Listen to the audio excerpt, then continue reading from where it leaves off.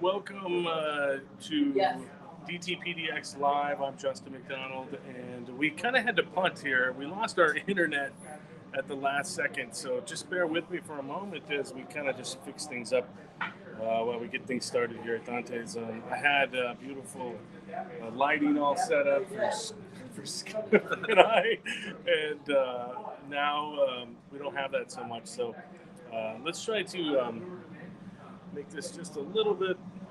There we go.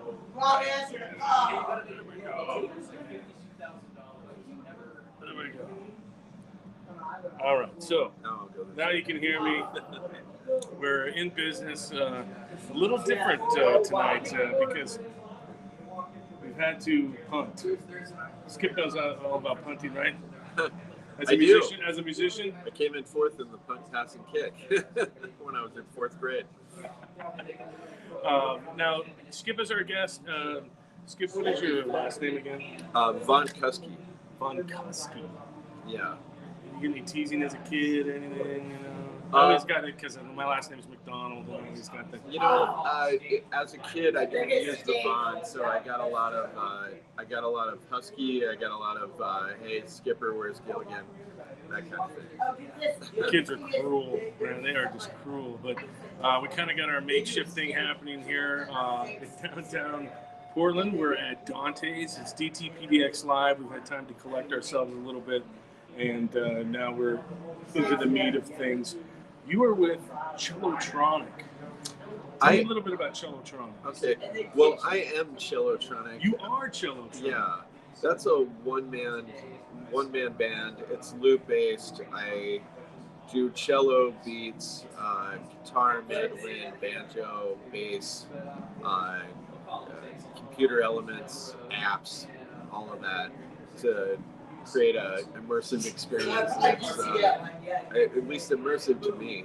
That is fully. I do vocals too, so it's a full-on one-man band. So are you classically trained? Did you go to school for music? Or is it just something that you picked up like a lot of us over the years and then we're like, hey, I want to do this? Well, truthfully, I originally wanted to be a comedian, but I got stuck with a cello when I was 8 years old. See, I mistook you for a comedian earlier, and I apologize, but see, maybe you were, Oddly, I find that when everybody's hanging on your music, your jokes absolutely land every time. But when they're not, they don't care what you're saying. They're just talking to each other. I studied classical music as a kid. I grew up with string quartet siblings. For 10 years, we studied Mozart and Beethoven and Brahms, and playing together as a sort of psychic little family unit. You've got to do quite a bit, right? You play with several other bands, right? I do. I've been all over the world, both through classical and through bands. I used to be in a band called Vagabond Opera that has played in all over the U.S. and Canada and Greece, Portugal, Poland. That was a lot of fun, and I play currently in a band called Portland Cello Project, and we're about to launch a tour in Seattle on Wednesday night, doing a Prince-centric show with members of Prince's later bands. Our drummer, Tyrone Hendricks, played with him. One of the singers with us, Saeed Wright, was a backup singer for Prince. So it's pretty fun. We're supporting an album that's a live recording show that we did at Revolution Hall prior to the pandemic. That is mostly Purple Rain. Really, I would like to hear that. Actually, how do people hear that? I think you can find it on Spotify and most of the streaming services. But we do have vinyl available at PortlandCelloProject.com. Yeah, vinyl's definitely on the comeback. Well, it's not on the comeback. It's been on the up for years and years and years. And it'd be kind of cool to hear that on vinyl. And that can get that your website. Yeah, at PortlandCelloProject.com, we have we've done tributes to hip hop, Elliott Smith. A number of years ago, Beck put out a book of sheet music called the Beck Song Reader. And we were the first band to record all of the songs from the Beck Song Reader. Put that out. And so we work with Elliott Smith's longtime producer and friend, Larry Crane. So we did a 2TS or a 2ES album a few years ago. And the Radiohead, we did OK Computer in its entirety for a handful of shows. And now, is this all with cellos? all with cellos, but with backing band and vocalists as well. So, that's what I was wondering. That's what I was wondering, if it was all cellos or if you had like a mixture of instruments. It's a large mixture of instruments. Generally, our touring group is 5 cellists, with trumpet from Farnell Newton, bass and drums, and sometimes a keyboard player. Not always. The band shifts to reflect the material. Gotcha. Now, since you are cello shaman, how do you go about preparing for a show? I mean, do you have other people come in and play with you, or do you like set it up to where you can do it all? I mean, I'm just curious for someone who doesn't know. Oh, sure. What's going down? I mean, I love the cello. I mean, me too. Yeah, it's gonna be American. Yeah, you know, that's the cello. They know Yo-Yo Ma, right? That's who they know. I actually thought about a few years ago about doing a project called No No Pa, that was like sort of a rap challenge to Yo-Yo Ma. But then I thought, he's universally beloved. You can't go throwing shade on Yo-Yo Ma as a cello player. And I think, though I haven't met the man, I think he's an amazing person. I grew up listening to him and being amazed by his skill at the instrument. And he can bring cello to the mainstream. He can. Interestingly, in the 90s, I listened to him. He came on Johnny Carson. And at the time, in the early 90s, I was dabbling at jazz as a cello player. And I'd been playing in a touring rock band for a few years. And I saw him on The Tonight Show. And at the end, and he got asked to sit in with Doc Severinsen and the Tonight Show band, and he played this amazing jazz solo on top of the stuff, and I went, "Oh my God, I'll never be that good."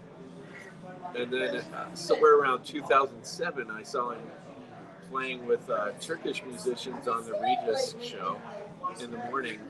And I jumped out of my seat and told my girlfriend, "Oh my God, oh my God." And she was like, "What?" I said, "I do that better than he does." So you're finding yourself comparing his techniques to your technique? Well, it was just more of a 20-year journey to 20-plus year journey to going, I can't ever do what he does, to realizing I don't need to compete with him, to realizing what he's doing is beautiful, but I actually know a little bit more about playing Turkish music than he had at that point. But it's an inspiration that he actually attempted to bring the cello into the 21st century, which has always been from 1999 on, I thought I want to be a 21st century cellist. That's kind of the goal, is like, let's make our name and make the name for now, and for years to come type of situation. When you think of the cello, you think of nerds, right? That's what I was when I was a kid. I mean, I was in band, but I wasn't in the wood section, if you will, over there. Yeah. So it was just the stereotypical cello player, or violinist even, as someone Sure. who's kind of nerdy, right? That you had to break that a little bit. Well, it's true. I do remember in junior high, bullies on either side of the bus aisle, like pummeling my ribs while I was carrying the cello down the aisle, and me going, "Oh, quit it, quit it, quit it." And knowing I didn't want to go any further than that because they would take care of me the next day. The 80s were a difficult time, kids. Yeah, you have no idea. Okay. But in truth, yeah, definitely got. There's definitely a nerd factor to it, and for me, playing the cello, growing up in southern rural New Jersey in the 70s and 80s, it definitely filled me with a sense of I'm a big target. As one comedian said, I don't know what that is, but I know I'm going to break it. Well, that was going to be my next question. It was like, how did you get into this? I mean, your parents forced cello lessons on you? I mean, you grew up in New Jersey, right? Yeah. Well, honestly, no. My older sister was like one of the first students in a Suzuki program, which is a form of teaching to teach kids to play by ear, and to learn how to do, play Twinkle Twinkle Little Star with a bunch of different rhythms and that kind of thing. She excelled at it. She was a year older, and the following year, the string teacher asked if she had any siblings, and so they were going to give me a bass, but I was 8 years old, and my hands weren't big enough. The bass was taller than you. Cello. Yeah. The bass was taller than you. For sure. So. The cello may have been taller than me when I started, but in truth, it ended up being a perfect match, which is only ironic because by the time I was 17, not realizing that I could put a pickup on a cello and amplify it, I learned to play the electric bass so I could keep up with my friends at art school who were in bands. Or jams together. Did they ever give you any flack for being a cellist? I mean, your band friends? Honestly, no. The truth is, by that point, I was luckily surrounded by people who were artists in training, or who wanted to be something, and I wanted to play bass, and they were like, "Can you just play cello on this?" So. And you're like, "Damn." When it comes, you're doing the cello. Did you bring a cello with you by chance? I did not. Oh, okay. Well, we'll find some Cellotronik and put it on the replay of this live stream. Oh, that's great. We'll do something like that because I'd like people to hear that. Do you have any dates scheduled at Dante's coming up anytime soon? In truth, my next date at Dante's is opening for Sinferno on April 3rd. Now, during the pandemic and shutdown, I became the de facto opening artist for the Sinferno show on Sunday nights. Even when the venue was closed, they had me open for the live stream. Cool. And then after they opened, I had Storm contacted me and came down and played a handful of shows for the opening. So you never know when you might actually see Portland legend Storm Large with me on a given Sunday night. She was our first interview on our first episode of DTPDX Live. We were supposed to live stream at like 6 o'clock. I think we got around to it about 8:30. That seems right. There's a lot going on. She blamed Eric McFadden for leaving his guitar somewhere, which is fine. I heard that story as well, and I'll stick to it. Generally on Sunday nights, for a long time, things were slow to get rolling again. So I was the generally de facto opener for Sinferno. And I'd opened for Sinferno, but like once every couple of months since like 2015 or something, I've been associated with this club. but I'm very fortunate that and now they're bringing in other acts. El Gordo, I think, is opening next Sunday. Um, and I'm about to El go Gordo, on. what's that? I can't elaborate. We'll have to investigate a little bit on that. Fantastic band, but so now there are bands that are coming back in and asking to be booked for Inferno, but generally for Inferno it starts at 10 p.m. I generally go on stage at 9 p.m. till 9:45 and play a huge array of music through my loop pedal with my cello and my. I was going to ask you, how do you go about building a set list for the cello? I mean, I'm sure it's pretty cool. I feel like a politician because I know you asked that earlier and I answered a different question by accident. The truth is, I do all kinds of things with a cello and a loop pedal. I perform for dance classes where I improvise everything for 2 hours, creating yoga-like music for movement. But I also know a ton of classic rock songs and 90s hits.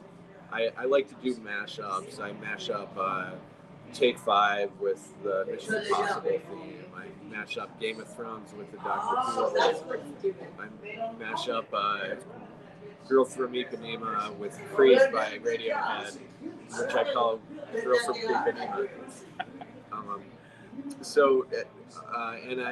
And for many years, my closer has been Cashmere by Led Zeppelin. Or as it's affectionately known from the movie Fast Times at Ridgemont High, side 2 of Led Zeppelin 4. It's a complete kind of misnomer. Absolutely, physical graffiti, right? That's absolutely correct. We always like to point that out when that song comes up in any conversation. So I want to go back. You said you're going up to Seattle. You're going on a tour. Tell me just a little bit more about that. Is this a bunch of people that get together? Yeah, well, my band, Portland Cello Project, has been together since 2006. I guess 2006 we didn't really have a name yet, but we used to play at Bodies and around town. In 2007 we finally called it Portland Cello Project, and we played our first show at Doug Fir. And at that time it was really about collaborating with local Portland artists and creating cello arrangements to play with that. And at times we had 10 cello players on stage or 12. Over the years, we've gotten to the point where on local shows we may expand the amount of cellos we have, but when we tour, there are 5 core members that tour as cello players, and we have a crackerjack. That sounds so old. We have an incredible rhythm section that tours with us that are very active in the Portland music scene. Tyrone Hendricks, JP Downer on bass, Farnell Newton on trumpet. Tyrone has played with Prince and Stevie Wonder. Farnell has played with P-Funk and Jill Scott and Bootsy Collins. That's a lot of big names. Yeah, it's funny, when you play with big names, that doesn't necessarily mean your name becomes big. I mean, true. I've played with Smokey Robinson and Crystal Gale and Judy Collins and Matt Ward and Pink Martini, but you don't know who I am. Well, some of us music nerds that look at albums and we dig through album covers to see who the musicians were on certain albums and things like that. There's a lot of those geeks or nerds or whatever you want to call us out there. Sometimes those names will pop up. Yeah. Oh, in truth, a friend of mine from college, before Facebook, I guess MySpace was around, but before a lot of social media was around, tracked me down through the internet because she bought Pink Martini album and saw my name on Cool. the list and was like, oh my God, he's still doing it, you know, like, because I don't know, I think everybody of a certain age goes, oh, whatever happened to that person or whatever, and then now it's so easy to find them, and it can turn into a stalker situation like that. Yeah, I was in the radio business for 30 years. And of course, in high school, I was that radio guy. Did the announcements, did all this stuff. We had our high school radio station, so that was kind of cool. Did all that, but of course, 30 years later, when someone looks me up, they're like, oh my God, he's still doing the same thing, spinning records and doing the thing. They always tell me, like, oh, you never wanted to do anything else? I'm like, no, why do something else when you love it? That's how I kind of look at it. And that's how you can look at the cello, right? Oh, absolutely. I mean, I love the cello. I'm gonna leave this interview and go play bass for 2.5, 3 hours with friends. Nice. Because I love playing the bass too. I love playing the guitar, but along the way, I realized that the cello is the thing I've been doing for most of my life, like many, many times more years than I haven't done it. Right. When I started in Portland, when we started Portland Cello Project, there was only one member of the band that was alive when I started playing cello. And yeah, so it's been, I've been playing since 1976. That's a good year. I think I was 5. I was 8. But all right, so you're just a couple of years older. We're the same situation, but don't go anywhere yet. Okay. I want to just talk about some of the things that's happening at Dante's and over at Jack London and over at the Star. I know Karaoke from Hell tonight. That starts, I think, around 9. It's when they kick off Karaoke from Hell. Played with them too. I've played bass with them like a handful of times and sat in with the cello occasionally. I gotta come see one of these times. So good. Yeah, it's gonna have to be fun. And then coming up on Thursday, Indubious with Balance, Trick, and New Rap. Tickets are $17. Those doors open at 7, and the show kicks off at 8. And then coming up on Friday, Snarla with Skullburger, End of Conflict, and Eric Anarchy. That's at 9 o'clock. Tickets only $10 if you're looking for something to do on a Friday night. That's pretty good. And then Saturday, Obscura with Veil of Nant, Interloper, and Increate. Wow. Yeah. Whoa. This is a great place to see a show. Yeah, hands down. I was just talking to some friends the other day, like, man, you got to come down. And they were like, oh, since the pandemic, we haven't gone anywhere, we haven't done anything, we can't wait. And so people are going to be out in droves, I have a feeling. So, especially with the mask mandate now out the door. On Sunday, El Gordo, like we talked about earlier, it's going to play a Priest Inferno set. It might be at 8 o'clock. It'll definitely be an earlier show because it's a full band. The whole reason I start at 9 and end at 9:45 is, as a solo performer, I'm able to tear down in time for the big show to start right at 10. Gotcha. Well, El Gordo is going to be here. Tickets are $15 for Sinferno Cabaret, and if you've not been to that, you have to come to that. Also, Jack London review. I just wanted to hit this really quick since we've had technical difficulties and we had to kind of do a different situation here tonight. Lydia Pence and Cold Blood are going to be at the Jack London review. Great artist. That's going to be on Friday the 18th. Shows at 9 o'clock. You want to get your tickets for that. And then I was kind of scoping out the Star Theater too, because I always like to see what's going down at the Star. And the Mobilities have an album release happening with Lagoon and Heirloom. That's happening Friday as well. Tickets are $10 for that. Lots happening in downtown. People are always talking about Portland, because I live in Portland. They're always talking about Portland. How can you do it, man? How can you do it? I'm like, do what? It's just doing. Yeah, I realize that a lot of the news paints it as a bleak picture, and there's a lot of bleakness, but there's also a lot of vibrancy. Oh yeah. Don't let people and fool you. If you haven't been to a show at the Star Theater, it's an amazing place. Great sound system. All of the engineers that run the sound at Dante's and Star Theater are great. I've seen shows at the Jack London, amazing as well. All beautiful rooms. The Star Theater, in particular, I saw Todd Rundgren there a couple of years ago. It might be 5 years ago now, but fantastic shows. But there's an opulence to the place that is beautiful, and it's totally worth checking out. Excellent, excellent. Well, let's see here. What else can I ask you? When do you take off for your tour? I leave on Wednesday morning for the Triple Door in Seattle. We're doing 2 shows on Wednesday night there.